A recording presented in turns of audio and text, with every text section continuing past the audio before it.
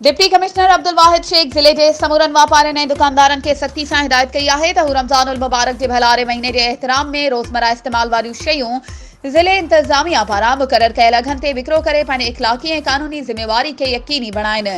त जीअं अवाम खे हिन मुक़दस ऐं बाबरकत महीने में महांगाई जे अज़ाब खां बचाए सघिजे। अहिड़ियूं हिदायतूं हुन ज़रूरी शयुनि जे अघनि जी मुक़ररी ऐं क़ीमतुनि ते ज़ाब्तो आणण बाबति दरबार हॉल में मुनक़िद गॾिजाणी जी सदारत कंदे ॾिनियूं।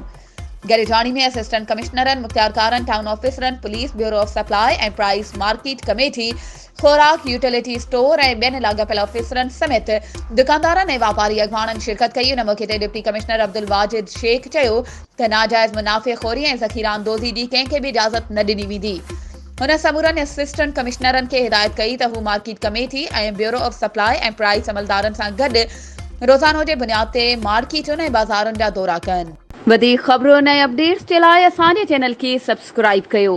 ऐं हा, बेल आइकन खे प्रेस करणु न विसारिजो त जीअं असांजी हर नई अचण वारी वीडियो तव्हां ताईं पहुची सघे।